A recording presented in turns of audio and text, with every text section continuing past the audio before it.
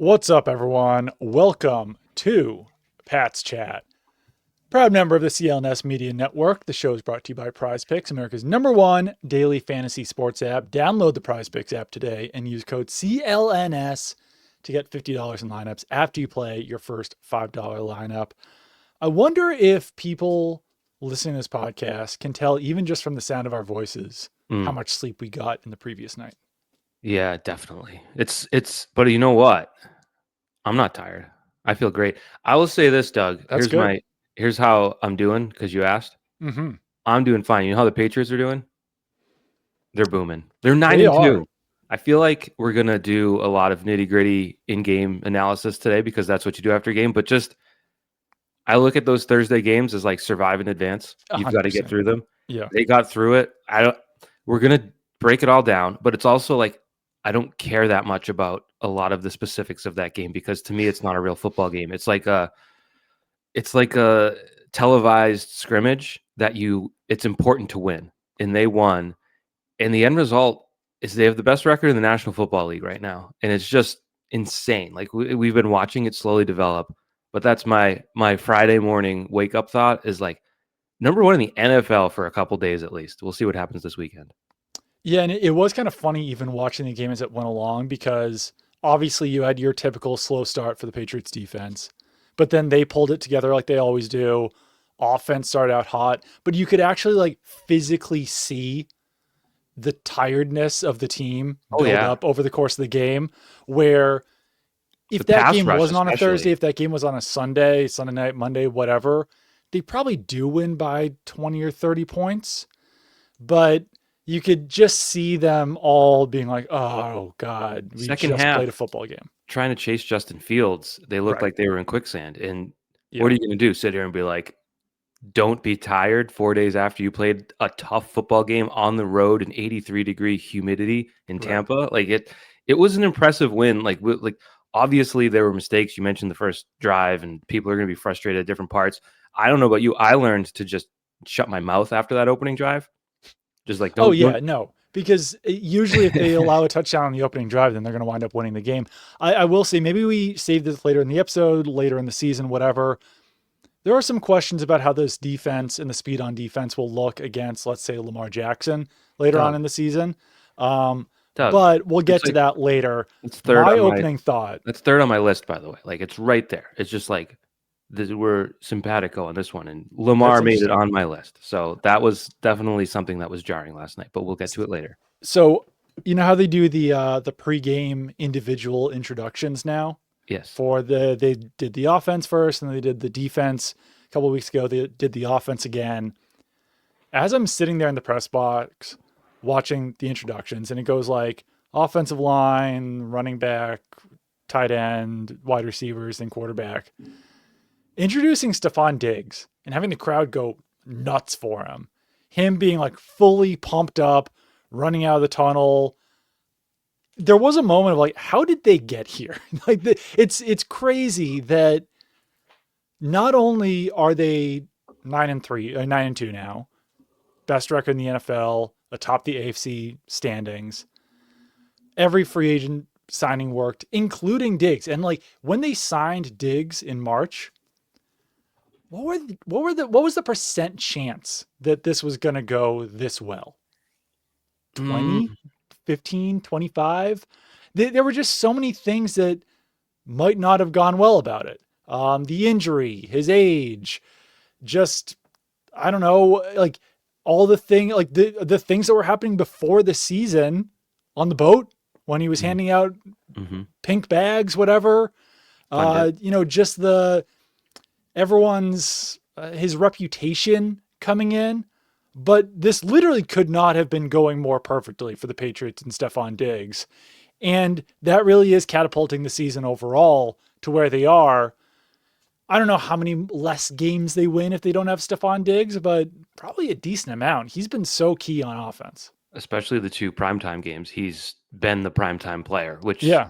is no given. Like that's something that's important. And to lose I you. Kayshon Boutte, who's been as good as he is, Mhm. and to really, you take a slight step back, but him and Mac Hollins have really made up for the lack of Kayshon Boutte. And everyone loves when we fall in a big pile of horse dung, right? We bigwig media types, right? Yeah, for sure. So maybe a month or more than that ago, you did an update on all the other people the Patriots wanted. You Right. did Debo, you did Ayuk, you looked Chris at Godwin.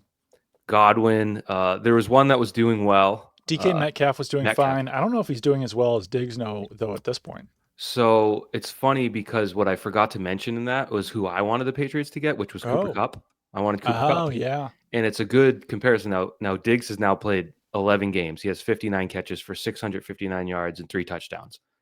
Do you have the pace off the top of your head, or do you want me to do a little 17 divided by 11? It's like 1,038 or something. 1,018. He's on Okay. pace for 1,018, and then he's on pace for let's see, 59. He's on pace for 91 catches for over 1,000 yards. So it's a heck of a probably 5-6 touchdowns. It's somewhat comparable. You can throw Kupp right in there because he has an MVP caliber quarterback throwing him the ball. Yeah. Granted, he has maybe the best receiver in football on the other Right. side, so that's cutting into him. But Yeah. he currently has 26 catches for 367 yards and a touchdown in 8 games played. So 3 fewer games played. But I think I would have thought Cooper Kupp was the safer bet, and I was wrong. So I think a lot of people were wrong, and you're right. The percentage of it being this good, Yeah.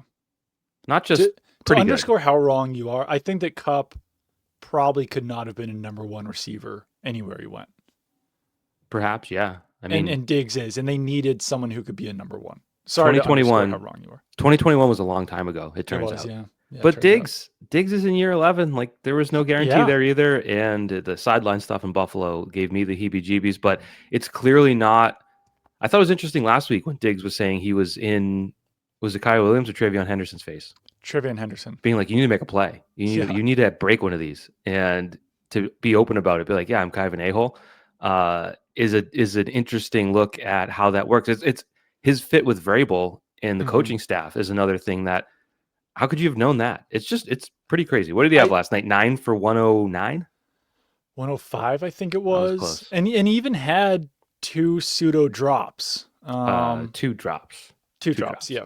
The PFF didn't count the first one as a drop, but it's a drop. I know there was a defender coming in, but like it was the timing kind of perfect for him. I tweeted that out. Everyone was saying like it was a hospital. He was trying not to kill it. It's like the exact amount of time it took to drop it is the exact amount of time it would have taken to catch it and go down. And then still take the hit. So it's like it happened. It's not a big deal. But I think so Diggs fit on this team in general. And I think it comes down from Vrabel, because Vrabel is this kind of like not hard-nosed, not whatever. Like he's just kind of like a little bit of like a caustic, sarcastic type of guy, I think. We summed him up perfectly. He accosts people for parking in the handicap spot at Starbucks. Right. Like he's going to be that guy. And Christian Gonzalez was even asked after the game, like, has Mike Vrabel gotten under your skin? And he's like the most chill individual on the face of the earth. And he was like, yeah, he has. But so we were talking to Mac Hollins last night, and I asked him, what it's like to have, like, how beneficial it is to have another veteran receiver like Stefon Diggs in the room. And he was saying that they do a good job of motivating each other and pushing each other. So afterwards, I went up to him and was like, what's the most motivational thing that Stefon Diggs has said to you? And he said, I think this was after Mac Hollins' drop, which wasn't a drop, really. He had the ball punched out. Great PBU. Stefon Diggs apparently walked up to him and said, well, it's nice to fucking catch the ball. So like they're constantly just digging at each other out there and like giving each other shit for not making plays. And Mac Hollins apparently said the same thing to Diggs after one of his drops, to be like, well, you're never getting that one back. So like this is how they're interacting in games when they make mistakes. And basically what Hollins said was like, we don't have any time for like, oh, you'll get it next time, buddy. Like next time you'll catch the ball. That's just not how they interact. And I think it is beneficial to have Hollins in there as well to show the entire wide receiver group like, hey, this is the expectation. This isn't just one guy saying this. When you don't make a play, we're going to give you a hard time about it to force you to make it next time. I'm glad you brought up Mac Hollins. And we're going to get into Drake May. We're going to get into the defense. We're going to get into all the fun stuff. But in terms of people being wrong. I had had a tweet last night, and I was like, this is why we got a podcast, me and Doug, because I had this thought while driving yesterday, and it was going to be on my list. Your tweet, I want to quote you. Remember when some Patriots fans randomly hated Mac Hollins this summer?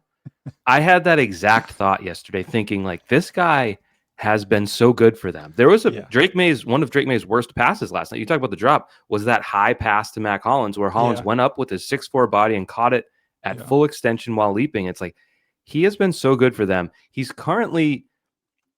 387 yards, the second best season of his career. He still has 6 games left to go. The previous best season of his career, we know, came with Josh McDaniels with the Raiders when he had 690 catches 3 years ago. Yeah. It's just funny how much, like you said, people hated and detested that he was on this team all summer. Like, we would get comments on the podcast, we'd get tweets, and it was like, why is Mac Hollins here? He's in the way of this guy. They should have this guy, that guy, and that guy. People probably wanted to see Polk and Baker before they wanted to see Mac Hollins. Yeah, Javon Baker for sure. Yeah.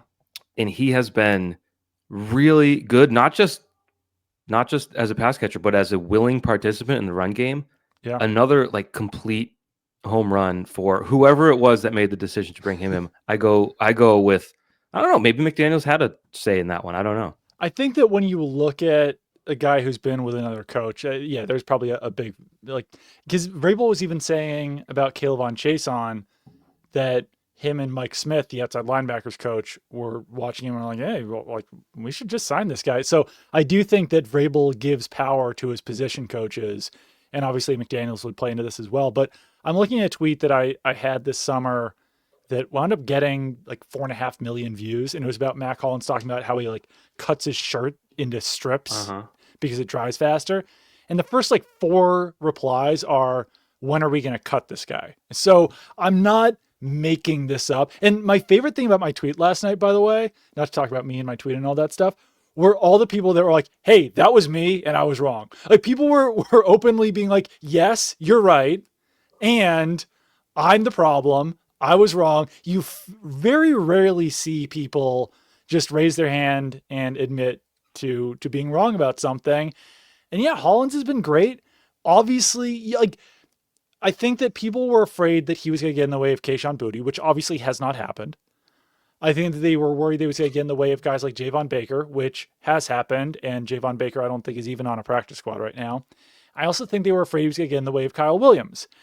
And as we've seen this season, you cannot just throw a 3rd-round pick wide receiver into an offense and hope for the best and hope that he flourishes, because I have no idea what Kyle Williams' career is going to look like from here on, from henceforth. But he's having a very Tyquan Thornton rookie season right now, where he's playing a lot and there's very, very little production to show for it. And it's telling, when you play a lot and there's not a lot of production, it means that he's probably not ready for this big of a role right now. He's playing a lot because of Kayshon Boutte. Like I said, his career very well could turn into the greatest wide receiver career of all time, but he's not really ready for this role yet. Mm-hmm. I was doing a little research while you did that. I got some tweets sent at you. I searched at Doug Kyed Hollins. Let's see. September 14th. Too much Mac Hollins, too little Williams. Mac Hollins having more snaps than Diggs is insane. Might be a fair point, but Diggs was coming back from a torn ACL. Get rid of that stiff Hollins and open a spot for Chisholm. So I was wrong. Not just Baker and Polk. They wanted Chisholm on there. Chisholm too. Let's see. I'm so happy Mac Hollins is playing. Let's go. No one ever in existence. Do you think we'll be seeing guys like more guys like Kyle Williams and Efton Chisholm instead of guys like Mac Hollins? If not, how long will it take for a spark plug like Chisholm to not be a healthy scratch? Just use him and Hollins. There was like 13 of these in a span. There was one more. We're going to be keeping Bourne and letting Hollins go. That's another one. I forgot about Kendrick Bourne being in the picture. So it is interesting. I would say you and I were right on this one. We like to admit when we're wrong, clearly. Yeah. I think we thought he'd be a useful big body. Like, they haven't had a big body like that. Yeah. So he's been good. He had a good second half of camp. Like, he was making big time catches in camp. And and he was just clearly ahead of those other players. And I don't know, like, not to take a victory lap about it or anything, but he's been a really good player. Yeah. Do you want to do the topic du jour? I feel like we've gone 15 minutes without talking about the quarterback. We're going to get zapped by the podcasting gods if we don't. Let's pause real quick. This episode is brought to you by Prize Picks. The hard-hitting football action is even better with Prize Picks. Weather might be changing, but the feeling of being right never gets old. So keep the season rolling on Prize Picks by getting $50 instantly in lineups when you play your first $5. Our lineup did not hit. It's because Drake May did not throw for 2 touchdowns. He only threw for 1. Had Henderson. an MVP level performance, but did hit on Stefon Diggs catches. That was more than 3.5. He had 9. Also hit on Breece Hall carries. We have 14. It was more than 13.5, and he had Jeez. 14. I know. A little tight on that one, but still. Justin Fields cut into that a bit because the Patriots could not catch up to him. But I promise you that we will definitely do better next time. And if you download the Prize Picks app today and use code CLNS to get $50 in lineups after you play your first $5 lineup, that's code CLNS to get $50 in lineups after you play your first $5 lineup. Prize Picks, it's good to be right. So let's talk about that bum Drake May who couldn't even get 2 touchdowns. What did he have, 9 incompletions? What was it? 9 incompletions? That's a lot. You got to wonder if they're going to think about trading him. Yeah, no, truly. His I believe his CPOE, which is completion percentage over expected, was back in the double digits this week, which like to see that from Drake May. That's with 3 drops. So with 3 drops. That was the 2 Diggs drops, and then are you counting the Hollins drop? Yeah, which I don't fault him for. It was great, but the quarterback did his job. Oh yeah, he delivered it perfectly. Yeah. Broke it up, but at the same time, that might even out when you have some off target. He had a short one to Henderson that Henderson went down and caught off the turf. He had the high one to Hollins. So maybe those things do sort of work themselves out. And he also had 3 passing attempts to Kyle Williams, which have almost the completion the expected completion percentage on those throws should be 0. So maybe that's why he had such a high completion percentage over expected. So. I'm not a nerd. I don't know how the math works. I'm not going to worry about it. But I don't know. It's a low probability play at this point, unfortunately, when you're targeting Kyle Williams in the offense. Stats and nerd talk aside. Yes. Good point though. I was struck in this game, and it wasn't the first time, but by just how calm and relaxed and poised Drake May was on so many plays, including the 4th down on the opening drive. Just standing there waiting. I think it was Pop Douglas on that one. Am I right? Yes. He ran the whip route. Oh my God. Yeah. Killed a guy. But just the way that he was calm in his delivery on so many of these passes almost looked like when he's getting in work after practice. He didn't look tight, stressed. And everyone, there was a lot of talk on the radio yesterday, like cold weather, small hands, whatever it may be. He looked so ready for that moment. We can talk about the specifics and the individual plays. But that was the big takeaway. Like, he was so in control, and it's like, I don't know. I don't know how long ago that started. You know what I mean? I know. Because I think that obviously he hasn't had a lot of opportunities to have 4th quarter comebacks or game-winning drives or whatever at this point. But his poise on 3rd and 4th down, he's almost automatic on 4th down. Already does tell 16? You that he's got that clutch gene that you need out of a quarterback. Because you just have so much confidence that they're going to make a conversion on those types of plays. And yeah, his ability in the pocket to step up and still be looking downfield and to make throws, those weren't even there, I would say, in week 1 or week 2 or 3. That's because he was taking off running more in those situations. That's been built up even over the course of the season.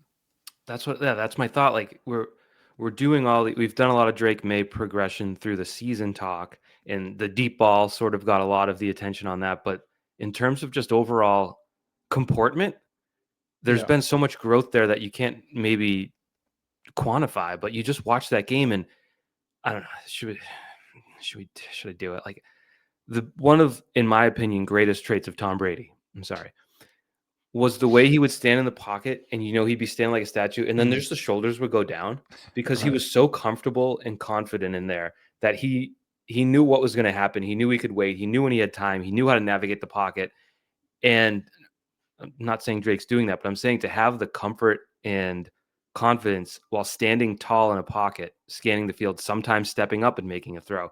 That one he made to Diggs for however many yards was probably one of his best pocket plays of his career.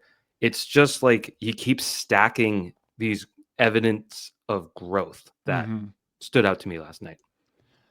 No, 100%. And obviously he didn't finish the game that strong. You would have liked to have seen them put the Jets away a little bit better. But as you said, Thursday night game, everyone's tired. It's barely even a football game. You're just getting out of there to survive. They still covered. They still played well. And yeah, I don't know what this is going to look like in the future, but right now he really is playing like the best quarterback in the league. Like there were so many MVP chants yesterday, and he's deserving of them right now. And I think that there was the one drive that was like really MVP worthy out of May. I think they 4 for 4. It was the third quarter drive, then with a touchdown pass to Henderson. People tweeted afterwards like, oh, he's out there making Josh Allen, Patrick Mahomes plays. And I tweeted, Drake May's making Drake May plays. I think we're already at the point where we can just categorize these as Drake May plays. We don't need to compare him to another quarterback at this point because he's his own player and he's playing so well that it's funny because early in the season, I think it was before the Bills game, I was comparing Drake May at this point of his career to Josh Allen at that point of his career. Yes. And I wrote multiple times and tweeted multiple times and probably even said on this podcast, it's unfair to compare Drake May today to Josh Allen today. So let's compare Drake May today to Josh Allen back in 2019. We're at the point where it's fair to compare Drake May today to Josh Allen today. Like that's where he's already at in year 2. And that's crazy. But Josh Allen took the massive leap in year 3. Well, the second half of year 2, his first month of year 2 was awful. And I think from that point out, he cleaned a lot of his turnovers he did, but up. It still wasn't the massive leap until year 3. No one was saying that's an MVP type quarterback in year 2, but he did like the metamorphosis started in October of year 2. Yeah. And then it was complete by year 3. Drake May's already at the Josh Allen year 3 level.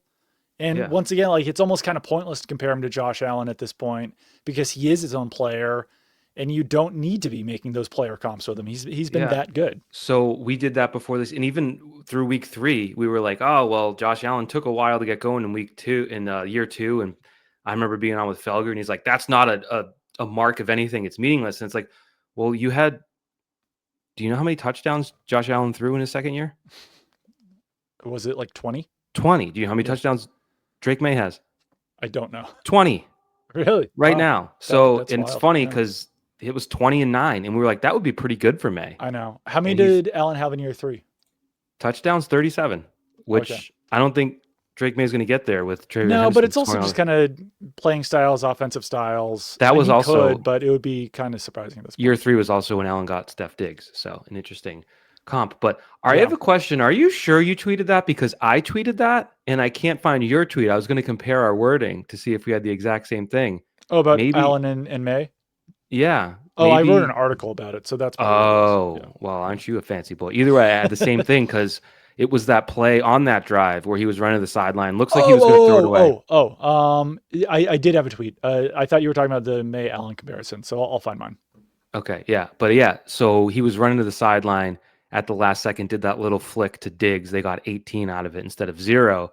And I think it was Herb Street who said something like, that's a Mahomes or an Allen type of play. Right. And I quoted it and said, like, no, that was a Drake May play. Like, welcome to the party, pal. Like, we've been watching this for a little bit. Wait, I could have sworn I tweeted Drake May is doing Drake May things. You did Drake May doing Drake May stuff. So I guess. Oh, okay. So yeah, that was it. Yeah. Yeah. I thought maybe you inceptionized my tweet and you were just like, that's what we are. We are one now. It's true. One more thought on Steph Diggs, just while I'm thinking about it.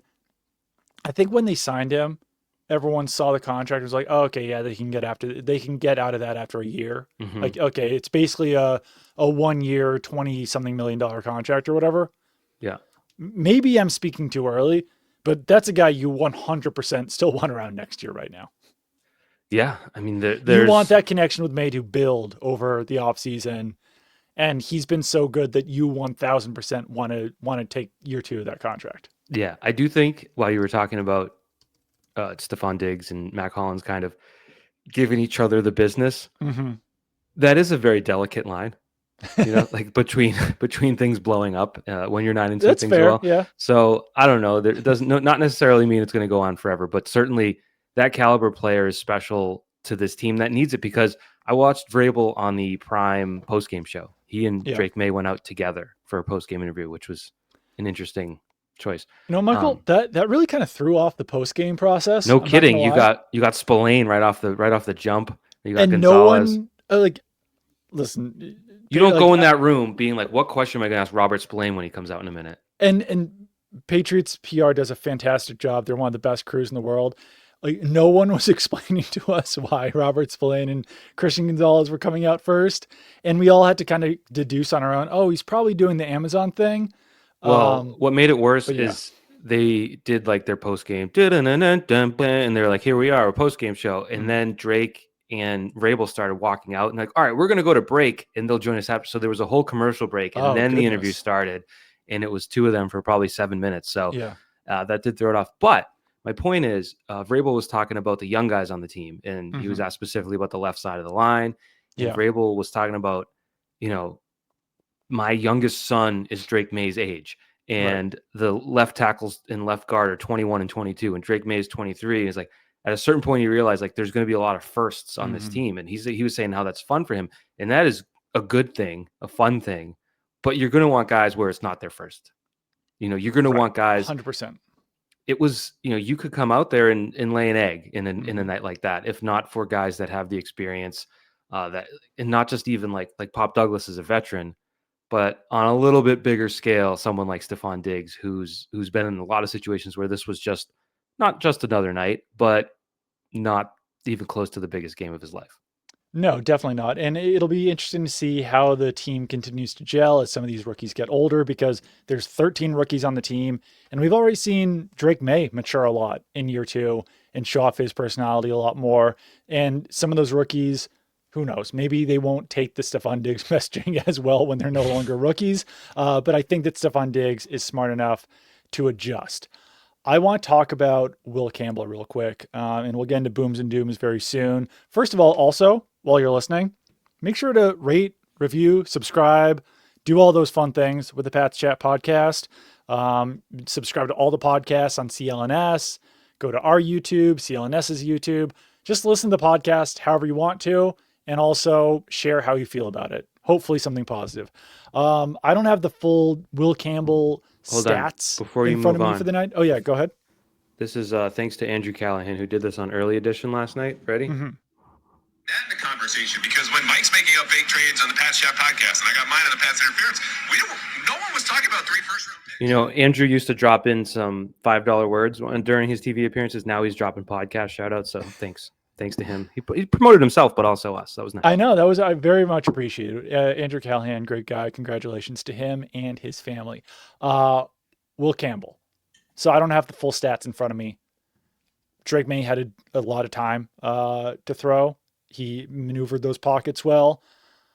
I saw a 2025 redraft on Twitter, and I wish I could remember who it was, but they had the Patriots taking Ted McMillan and Will Campbell going to like number 10 overall. There's a 0% chance the Patriots are taking anyone but Will Campbell in a 2025 NFL redraft. Yeah, who's playing left tackle if you don't have him? You're not taking Cam Ward. You are not taking Travis Hunter. I don't think you're taking Abdul Carter. You found a left tackle. You're taking Will Campbell. Yeah. And I also just love that we've seen Will Campbell's personality shine over the last few weeks as well, where he crashes Drake May's press conference just to say Drake May, in his Southern twang. But also, he was talking to the media after the game. He was asked about Drake May. He said, he's playing at an elite level right now. I'm biased, but I think he's the best player in the NFL. There's no game that we're out of when we have him. Even how good of a player he is, he's an even better person and an even better teammate. That just makes it that much cooler. To be able to share the huddle in the locker room and be friends with somebody like that, I just look forward to the future to continue to play with him and grow with him. And to be able to continue to grow in this offense, he's got everything in front of him now. I'm super excited to be a part of it. First of all, I think it's just so funny and fun that he's like, I just like being friends with Drake May. Like, it's so cool that I know Drake May and that I'm friends with him. you But guys also ever he's met already him? thinking like, God, we're going to be able to play with each other for so long. I'm going to be like his blindside protector. And we're already seeing on the field, he's a rookie combining with a rookie left guard to protect Drake May well enough for them to be 9-2. It's just been fun to watch. It's funny too, because I was, before, the draft order played out the way it did in week 18, I thought Abdul Carter would be an absolute game wrecker, a massive player. I know he's on a bad team. I know his pressure stats aren't terrible, but the bottom line is he has 1 sack. Right. I didn't think he'd be a guy who can almost get a sack. You know what I mean? Yeah. So when they moved out of the top 3 and ended up at 4, it was like, man, they're going to miss this was a guy that wanted Lawrence Taylor's number unretired, if I'm not mistaken. So and it's someone else's too, right? Oh, Phil Simms. So imagine if I know. you were looking at that and a rookie disappointment. Will Campbell had a penalty last night. It was his first penalty since Tennessee in week 7, I think. So he had really, granted, he and Moses false started last week in Tampa, and they called it on Moses. But that's just a veteran, taking the bullets for a rookie. Right. The point is, he has been. There'd be, if you're the number 1 pick, you'd probably take Will Campbell again. Yeah, I genuinely, I don't think there's, and that's we might wind up looking stupid 5 years from now. Abdul Carter might be Micah Parsons, or that's Patriots specific though. Like, I'm not saying any team would take Will Campbell first out of all the players in the draft, but considering the needs and how hard it is to fill that spot, you seem to have done it. Like, I still see people sort of fantasizing about him moving to guard. And I want to say, like, who's playing tackle? Yeah. Do you know how hard it is to find a left tackle? Who's going to play tackle? You know what it is? It's because they got Trent Brown off like the scrap heap right 7 years ago. And it really worked. Like, for 1 year, it worked out great. And it's sort of maybe built a belief that, like, oh, anyone can play. It's like, well, if the biggest human being alive can take to good coaching for a year, that doesn't mean anyone in the world can play left tackle. Right. I actually do have the PFF stuff in front of me now. Will Campbell allowed 1 hurry in the game, a single hurry, no other pressures. So really impressive performance once again by Will Campbell. Jets defense is the Jets defense, but they've got Will McDonald. They've got Jermaine Johnson. Like, they've got some pass rushers on that team, guys that other teams wanted to trade for. Yeah, it was, I'm trying to think. There was good talk post game. Whitworth on the desk talking about how, because there was the Myles Garrett game stands out as obviously the worst, and Whitworth was like a horrible question for TV, but I appreciated it. When TV is like, how does it feel to be a winner? This was not that, but he was talking to Vrabel on a football guy level, and it was like, I don't think at LSU Will Campbell ever had chip help or ever had any sort, it was just one-on-one. He was mano-a-mano, and there's so much more complexity to it at this level. And it looked like the chips screwed him up against Garrett a few weeks ago. Yeah, definitely. So when he plays one-on-one, like, he's a battler. And there was the play, I think the clip kind of went semi-viral on Twitter, where he just absolutely pancaked whoever it was he was blocking. Yeah. And that was a rep he was losing. Right. Yeah. He lost a step. He was getting sort of pushed back into May, and then just sort of set his base and flipped the script on like that split second moment's notice where the defender's weight wasn't pushing him forward. Yeah. It was a really, we talk about Drake May's advancement and whatever, like, that's a play I don't think a rookie makes in week 4. No. Yeah. I agree with that. I think that was a really positive rep to see, and just a really positive performance overall from him. Oh, can we talk about, before we move on? Yeah. Mike Onwenu's block. Yeah, I was going to say, yes. Henderson's second touchdown. Man.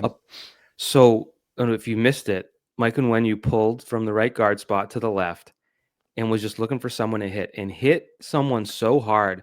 Doug, I thought it was a safety. I figured it must have been a 175-pound safety. Yeah. It was a linebacker.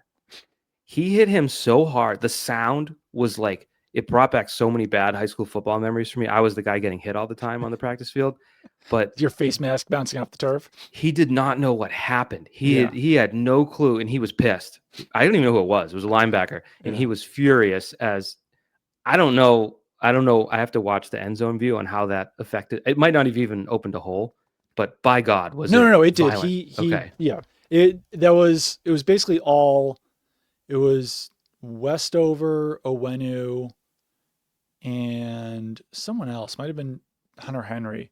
Just like open that hole wide open for Trevion Anderson to get through. And the fun thing about that too is that Michael Owenu's obviously a very good player, but probably the least athletic offensive lineman on that line because he's 350 pounds or whatever. You just aren't expecting him to be the puller. You know what I mean? Yeah. Like you're expecting it to be Jared Wilson or maybe even Garrett Bradbury after a snap or Will Campbell, the guys who run like 4.8 40s. You're not expecting Michael Wenner to come flying at you from the right side. And that's what happened. It's one of those things too, like doesn't all like to your point about the athleticism, the execution on that is not always a guarantee. Like to get in front of May and behind Bradbury, like Bradbury can't get pushed back. Bradbury has to make some progress. And when you came pretty close to Drake May, like they could have at least banged ankles, but I'm gonna watch it again. Ready? Oh, his head hit the ground so hard he had no idea what happened. Yeah. But yeah, I think it stands out. I just have the chart up here of I lost it. Where did it go? Of Henderson's running chart. Both touchdowns to the left side. Yeah. He ran behind that left side of the line a lot. And that was another, you go back to the preseason conversations. Do you want two rookies on the left side of your line? Again, we've said it a million times. Jared Wilson had some struggles early, isn't a Hall of Fame guard, but is solid and you don't worry about him. You know what? Jared Wilson, highest PFF grade of his career in this game. Previous high was 59.1, 74.4 in this game, 84.5 pass blocking grade, 0 pressures allowed. It would be pretty massive if he really rounds into shape over the second half of the season here. And this is a team that still has some issues. We'll talk about those in a minute here, but yeah, that was fun. I agree. Should we do booms and dooms? Did you have anything else? I got a lot, buddy. I got a lot. We probably got another hour, 2 hours left. So buckle up. Speaking of which, I liked, who was it? It was a cornerback, broke up a pass to Hunter Henry in the fourth quarter, I think down 10, and did the seatbelt celebration. I was like, you know what? He's having Strap fun in, fellas. It might have been Stevens, actually, who made the pass breakup on Hollins. So, that was a really good play. Maybe it was well-deserved. But yeah, we can do booms and dooms. Okay. I actually have a bevy of both. Bevy of both. All right. So let's knock Drake May, Steph Diggs out of the way first, maybe because we already talked about them so much. Do you have anything more to say about those guys? Because they both made my boom list. Yeah, for sure. Me too. What was your most impressive Drake May throw of the night? I'll go first while you think about it. There was a 3rd and 5, 3rd and 7. It won't make SportsCenter. Henry broke over the middle. Drake May could not have run the ball out and placed it in Hunter Henry's hands any better than he did. Henry was running across the middle with his hands up, and the ball was just in there. And there was a defender on his back, and it's like ball. Really impressive play by Hunter Henry too. Yeah, I mean he's a strong tight end, but the ball placement was sick. So to me, that one was probably my number one throw. I don't. Other one. I mean, the throw to Mac Hollins. Yeah. Is up there. And I hate to say that about an incompletion, but that was a perfectly placed deep ball. And Drake May's deep numbers have not been as good over the last couple of weeks, but that shows that there are also extenuating factors involved. That was a 60-yard bomb down the field with a defender hitting him as he's throwing it. Yeah. And he put it perfectly to Mac Hollins. So there were some other ones where he's stepping up in the pocket and throwing strikes, just showing off the mobility. But that's the one throw that probably stands out the most. My second place one was, I got to get the timestamp, 3rd quarter, 10 minutes. This was the drive that was ridiculous. Yeah. 2nd and 8. It was the pressure that Will Campbell allowed off the left side. Hunter Henry allowed a pressure off the right side. So May's kind of cooked in the back of the pocket, steps up, eyes upfield. That's a play where week 4, he's probably running. or week 2, he's Right. probably Yeah. running. Yeah. He looks up on the run and does that like sort of shortstop throw. Yeah. Hits hits Diggs in stride for, I don't know, 25 yards Right. before like in front of the safety behind the second level. It was elite. Yeah, it really was. And then Diggs, he's not going to be a guy who's making a ton of plays 50 yards downfield, but it's very clear that he has become Drake May's most trusted option on offense. He's the guy who he's going to when things aren't necessarily going right. He's sometimes picking up death by 1,000 cuts type catches, which we saw a lot last week. And sometimes he's able to make plays further downfield and pick up yards after catch. And that's how you see 100-yard performances from him. Well, And early for on, him, it doesn't seem to matter if he gets 44 yards or 104 yards. He's still going to be out there making plays for them. to your point about death by 1,000 cuts, there's some that are just like taking candy from a baby. And it was that Right. early 3rd and 3. He just ran a quick slant, Yeah. and the corner tried to jam him on the outside shoulder. He was on the left side. The corner tried to, and he got him. But Steph Diggs was like, "You're an idiot," because now I'm over here, and it Right. was 7 free yards on 3rd and 3. And it's like that. Like 7 yards. Are we going to have a big conversation about it? No, but Right. we watched this team for so many years punt after failing to convert to yeah. 3rd and 3. So it's a difference maker. Definitely is. Matt Collins is another one that made my boom list. 4 catches, 64 yards.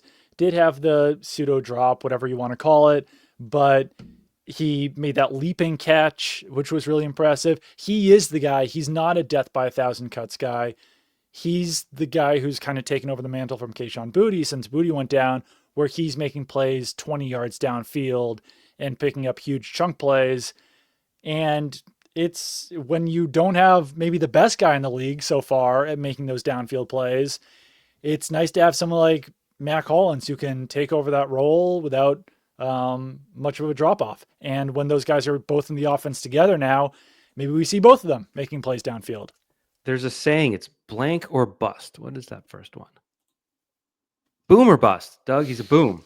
Not doom or bust. Not doom or bust. And we have to, of course, it's kind of weird we made it this far without really talking about Travion Henderson. Well, I mean, yeah. I know he didn't have any 60-yard touchdowns, but Right.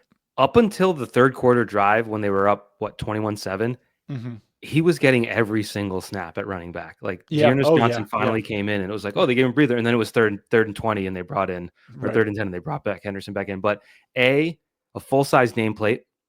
Very big. Very, very, very big. It was remarkable. He needs to go to that full time. It looked a lot better. Yeah. Unfortunately, I don't think there's that amount of space on the navy blue jerseys. They'll figure it out. I guess. Whatever. Figure it out. The first touchdown, that cut, the jump cut when he got the pitch was special. Yeah. He's got a man in the open field. If he breaks it left, he's going to lose a yard. He's going to get stopped. He just planted that left foot and was shot straight up the field. And whoever that defender was, I should know, but I forget. 8 snaps, by the way, he was off the field. He played 58 of 66 snaps. That's a lot. And some of his runs were punishing. Like he was running between the tackles every time, I want to say. Like there was no designed outside runs. Right. Maybe that touchdown run was, but he cut it up the field. He took a beating. He's not enormous. You might have noticed. So I was really impressed overall by his game. Obviously, especially in a short week. Yeah. Obviously, 3 touchdowns is pretty incredible. I think he's the first rookie or only rookie in Patriots history, other than Rob Gronkowski, to score 3 touchdowns in a game. So mark that down. Yeah. Overall, Patriots rushing attack was not necessarily something to write home about. 2.4 yards per carry. Travion Henderson had 3.3 yards per carry. I do still think there's some run blocking issues. I think the run game will probably improve when Ramondre Stevenson is able to cut into Travion Henderson snaps, but it certainly was an issue. When you've got your running back scoring 3 touchdowns in one game, obviously something is going right, and they certainly ran well on those 2 touchdown runs. I want to ask you, this is bad prep by me, on his touchdown catch. It looked like the Jets defended the goal line as if it was the back line of the end zone. Yeah, basically. It was like soccer, like, oh, he's offsides in soccer. I wonder how much of that, I haven't watched the dots. I'd like to see the overhead of that one. How much of it was improvisational on Henderson's part? Because it was kind of late breaking. May was kind of just waiting for him to get there. So I'd have to double check that one, but it seemed like it might have been a little off script. I would not be surprised by that. Also, good overall to see the Patriots have red zone success in this game. Yeah. What were they? 3 of 5 in the red zone, but did score 3 touchdowns down there, which was an improvement. I've got a couple other booms. They're not huge ones, but Del Pettis deserves a special shout out just because Fourth down every PBU. single time that guy's on the field, he's making a play. Mhm. And so far he's not getting a ton of snaps, but like pass breakup over Kyle Pitts, he's making tackles before guys can get to the first down marker. He had the pass breakup over Ruckert at the end of the game. Like he's coming in on third downs, and the Patriots have trusted him throughout the season to cover Brock Bowers one-on-one, Kyle Pitts one-on-one. It makes you wonder why he's not playing more, since they trust him to take on such good players in high leverage situations. And I do think that he's going to start playing more football here. Mike Vrabel even kind of said it in his post-game speech. Robert Spillane said it after the game when he was first up to the podium. Pettis has been a good player since last year. Seems like people are just kind of starting to take notice because he's making more and more of these big plays.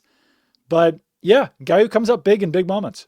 Yeah, he was a sneaky boom. I was trying to compile a list of defensive players that could combine for one boom, and I got Pettis fourth down PBU. Yep. And I kind of stopped there. So Well, I've got another one if you want to add to it. yeah, sure. So if the Patriots had swung a trade at the trade deadline, and if that player was making $1 million a year and they had to give up absolutely nothing for him, and if that player had 2 sacks in the last 2 weeks. No, you can't make a trade without giving up 3 firsts, according to Elliot Wolf. And if that player had 2 sacks in 2 weeks, I think he'd be like, hey, that was one hell of a trade that the Patriots just made. Well, that's Elijah Ponder right now. Yeah. Because Elijah Ponder was an undrafted free agent. He's seen his snaps increase since the Patriots traded Keon White, and now he has 2 sacks in 2 weeks. One of those, he was beating Tristan Wirfs against the Bucks. Had another one last night. Not saying that he's going to be like a superstar or anything, but we're starting to see a second half of the season leap from him, that if that continues and if he can provide some more pass rush on third down or to spell Harold Landry, who looks like he's maybe not playing his best football right now, it'd be big. So I'd throw in Elijah Ponder as well. See, he had that one play where Gonzalez and Ponder, they had Justin Fields bracketed for a loss. Right. And then they were like, whoa. Yeah. He cut inside and got the first down. So I struggled to put him on that list because of that. And Gonzalez too, like he only allowed 1 catch, but I thought he got beaten a few times. He did. There were some drops, yeah. The big drop by A.D. Mitchell. There was the other one where Fields missed him. Granted, Gonzalez was picked on that one. It was a third down play. Right. So like I couldn't quite put them on the full boom list. That's fair. That's fair. And I did go back and look. I have too many tabs open. I couldn't tell you. It looks like a designed flag route for Henderson on the touchdown. I don't think that was improv. There was no one back there. Bad coverage. Yeah. Anyways, Doom's time. I think it's Doom's time. I feel like I always start these things off, so I'll let you start off. I got Kyle Williams. I tweeted out last night, RIP to the Drake May Kyle Williams connection, born November 9th, 2025, ended November 9th, 2025, because the second ball, I guess, to him was a perfect back shoulder throw. And you could even see Williams look up, and at no point was he like, oh, I have to turn my body and catch this. He was just like, oh, there it is. Yeah. And bad job by Herb Street on the broadcast. He's like, May just missed him. It's like, no, he threw a back shoulder. He threw the perfect ball against that coverage. They had multiple instances where they weren't on the same page. Wrong route. If you can make Drake May look bad at this point in time, you're doing a really bad job. So Kyle Williams, we're understanding why his impact has been so little. Yeah, and now Keyshawn Booty's got a week and a half to come back. If he's able to come back, that certainly lifts the offense. Once again, we'll see what Kyle Williams' future looks like, but right now he's probably not ready for this amount of snaps. My next doom is more of an idea than it is a person or a player. That would be the Patriots' edge containment. Where's the edge? Because unfortunately, I think the edge just isn't fast enough. and because Justin Fields was regularly beating the Patriots edge defenders to the edge and running past them. And Justin Fields is like a 4.4, 4.5 guy. And, Harold Landry isn't at this point of his career. So I think that was one of the issues, but you would have liked to see some better cornerback play, some better edge containment by the edge guys. It wasn't there. Obviously, the Patriots still won by 13, so it wasn't the hugest crisis. But that's because Justin Fields can't really throw the ball. He cannot. And you mentioned it earlier, Lamar Jackson's coming down the pike. He's a guy who's as fast as Justin Fields and can also throw the ball. So I think that'll become more of an issue in that game against the Ravens. And we're all looking for that next loss on the Patriots schedule. Who's the Bills quarterback? Josh Allen also. Oh, right. He fast. can also remove and throw the ball, right? Yeah. That's not as fast as Justin Fields and Lamar Jackson, but still fast. Still plenty fast. Yeah. I think they're you're right in the speed issue, but scheme wise, I can distinctly remember one play. Landry was lined up on the left edge and they ran he rushed through the A gap. Yeah. He looped in, and I don't think you should be doing that with a quarterback who loves just running off the edge. I don't think you can do that against a stationary, slower guy. Mm-hmm. But I think there were some strategical errors in some of that too, because I think what it showed for me, it's right in line with that. When the strength of your pass rush is up the middle, it really becomes useless against a guy that can just easily run to the boundary. And like you said, if you can actually throw, the Patriots are going to be screwed. Right. Yes. Because boy, that guy stinks at throwing footballs. Was that the most inaccurate quarterback you could it was Tebow-esque, I want to say. Yeah, he would have been saved if Adonai Mitchell hadn't played as poorly as he did. But I mentioned this, I'm sure, on the podcast. I've said it in person to people, the Jets' plan of, all right, we're signing Justin Fields and then Tyrod Taylor as our two quarterbacks. Why did they think that was going to work? Justin Fields just hasn't been a starting caliber quarterback. Didn't he lose his job to Kenny Pickett last year? And to just hand him the reins after going undefeated for 6 weeks. Isn't that what happened? To have a quarterback who you just don't trust to throw the ball, and he's throwing for 100 yards per game or whatever it is at this point, you don't have a team at that point. And the Jets came into the year with good players. They just traded half of them away, but this wasn't a team that necessarily needed to be a bottom feeder in the NFL. Yeah. When they've got Garrett Wilson and they've got Quinn Williams, they've got Sauce Gardner, they've got two rookie or good young offensive tackles, they've got Will McDonald, they've got Jermaine Johnson. This did not need to be a team that was as bad as this is. And I think a lot of the fault goes to who they chose to be their quarterback. Just a quick correction. He lost his job to Russell Wilson last year. Russell Wilson. After going 4-2 to start the season. Interesting. It's the Jets. And you know what, Doug? We quickly interrupt this program. I called Aaron Glenn a clown the other day, and you disavowed it. You said that was Michael, not me. 12 men on the field after a TV timeout.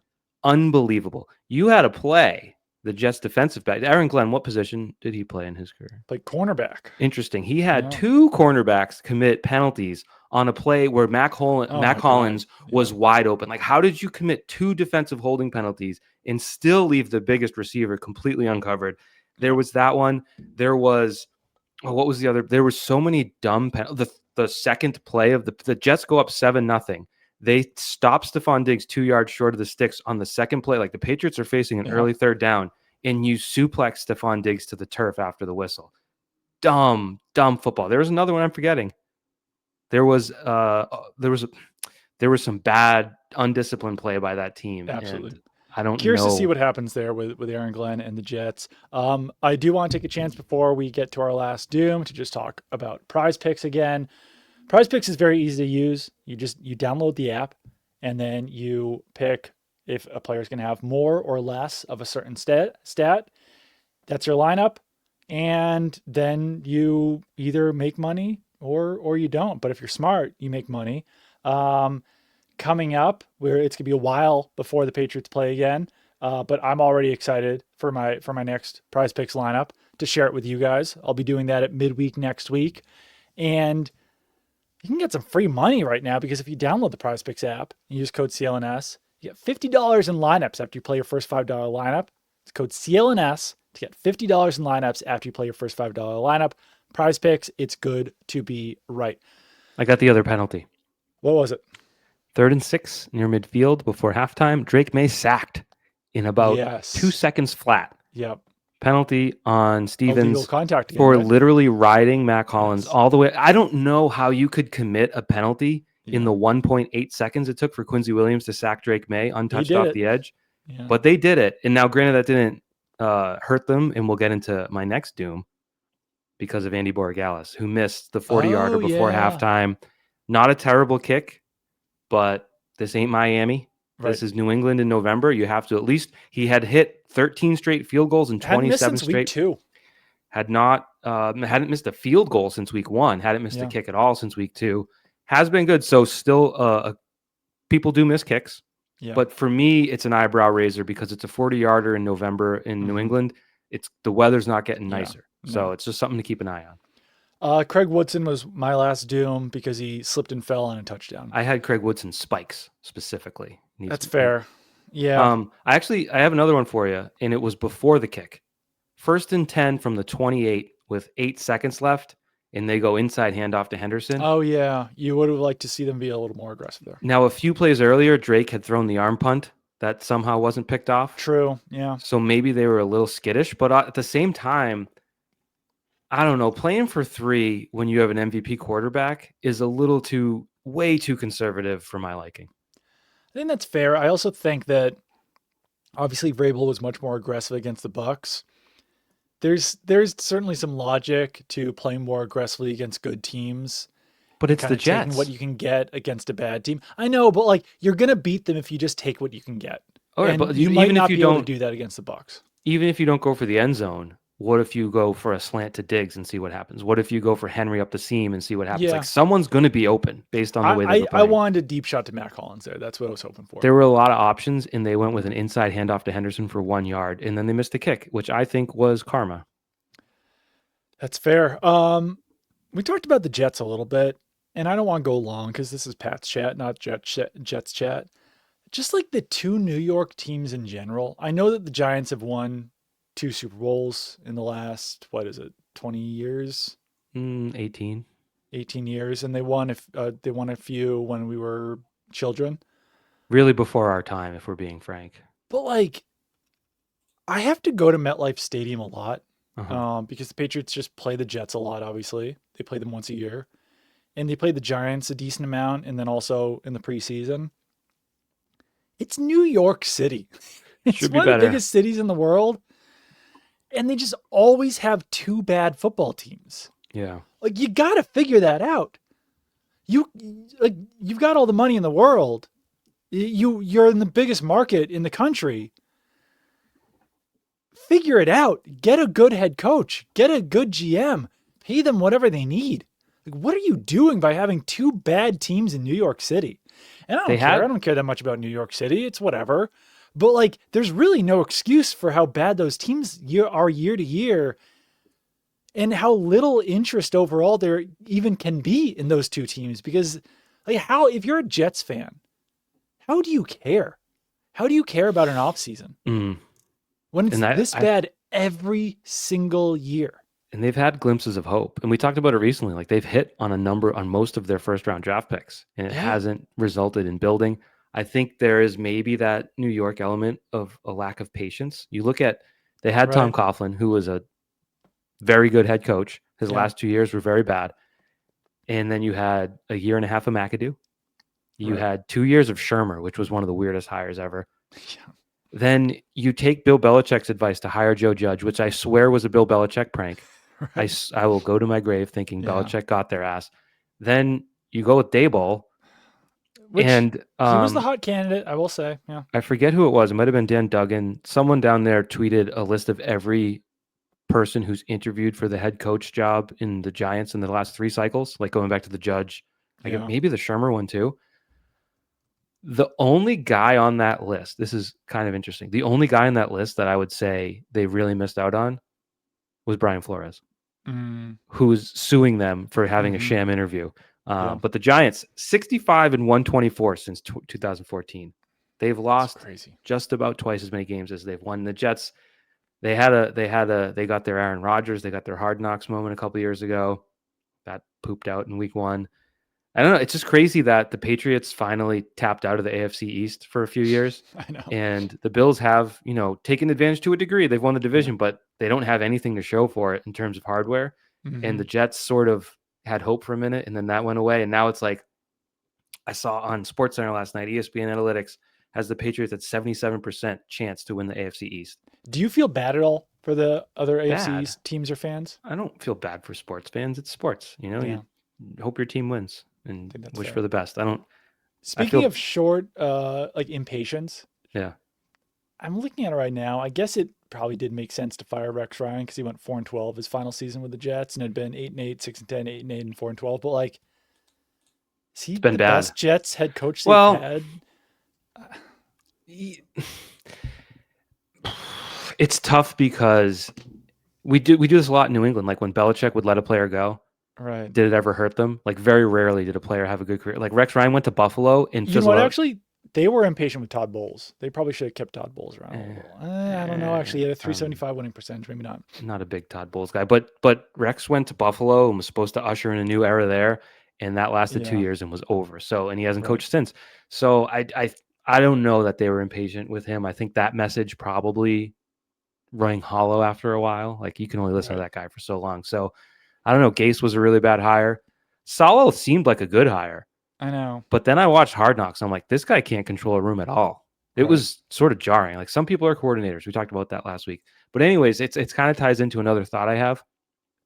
There are, just real quick, the Jets have had 2 head coaches in their team history with a winning percentage of 500 or better. That's crazy. Bill Parcells and Al Groh. Those are the only 2. And Al Groh coached for 1 year, went 9-7. That doesn't count. So Herm was 488. That's, pretty good. They went good for them. So Mangini and Rex Ryan both 479. It's funny. And then it's just gotten worse since. We witnessed, in terms of playoff games, the best coaches in Jets history. And that's Rex Ryan coached them to 6 playoff games. Yeah. And Herm Edwards coached them in 5 playoff games. Yeah. Parcells only coached them in 2 playoff games. They went 1-1. Well, he wasn't there long. I know, but they were good for that stretch. My other sort of big picture takeaway is the Jets really ruined this thing. They really played like such ass. I mentioned the penalties, the fumbled snap, and then just fall on it, Justin Fields. Like, what are you doing? What are you doing? Yeah, that was wild. It was just sort of, there were plays that were non-competitive. Yeah. That, like, it's fine. You take what you can get on these Thursday nights, but they really just they were a drag on the night on what could have been more fun and competitive and like a real NFL game. No, it's definitely true.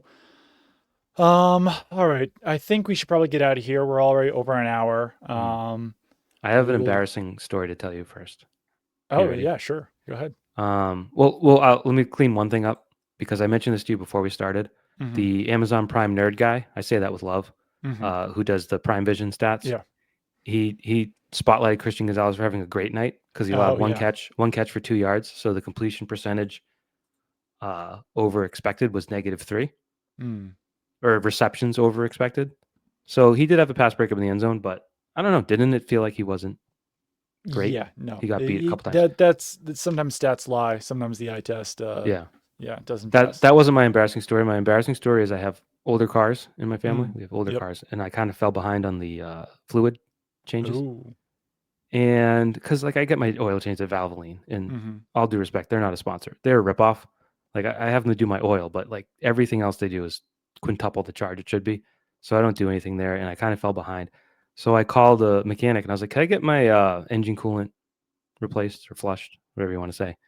And they were like, "Sure." So I made an appointment, and I brought it in yesterday to leave it there. And I say to the lady at the desk, I'm like, "Could I also get the radiator fluid flushed?" And she goes, "That is the engine coolant." And I was like, "Okay, I'm gonna head out. Thank you." I knew that.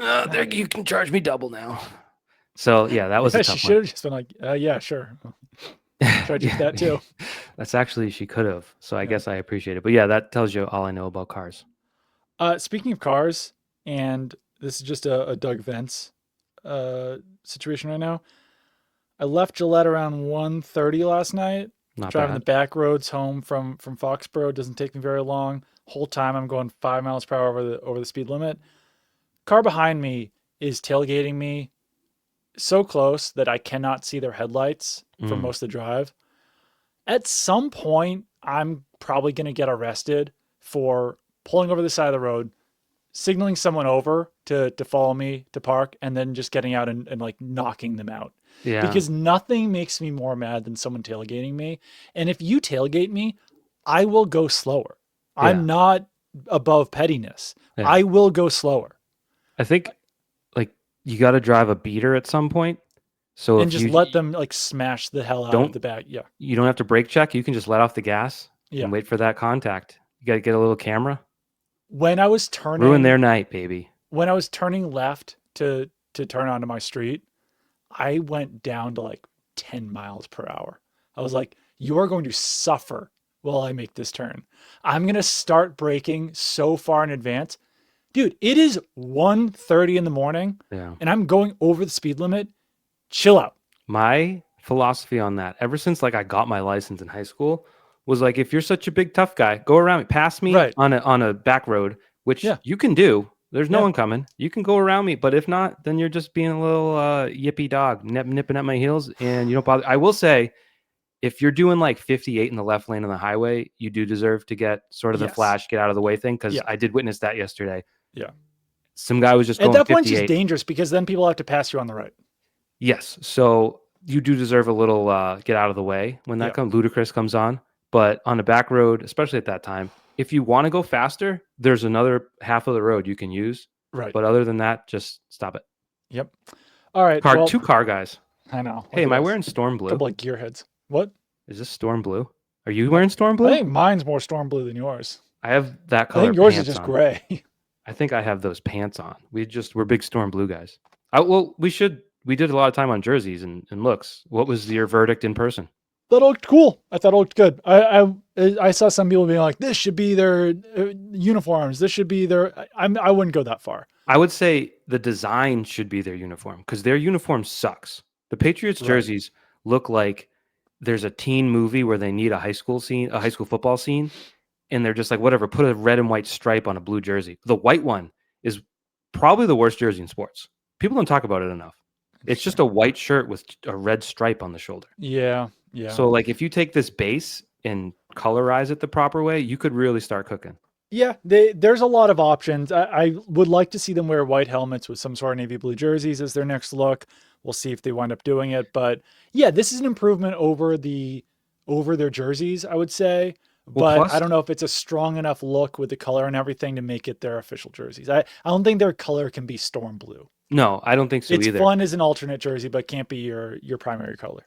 It made them look faster. Pop Douglas looked exceptionally. Even he fell over again, but he got up this time. Very smart. Nice play by him. I thought back though last night because you want to compare it to their regular jerseys or whatever. Remember the gray alternates in the mid 2000s? Those sucked. Those looked like dirty laundry. Those were awful. So if you compare it to that, like this was probably as good, if not better than the red ones. So it was a success, I would say. And they probably sold a lot of merch because it was on the TV. And now they're 1-0 in them. So people are going to be clamoring for more. The Red Sox famously won like 9 straight games in their stupid yellow jerseys. So, these things are real. What are the chances that if Bill Belichick was the coach and they had these jerseys, that he would have been wearing a navy blue or gray hoodie? 100%. All right, we'll leave. It's funny. It's funny watching him wear the UNC stuff because it's all like sort of hip. It's like Jordan stuff, right? And it's like not his little girlfriend. It's like Michael Jordan stuff, Air Jordan. It's like that is not his preferred style, but he's doing it. He's playing the game down there. All right, goodbye.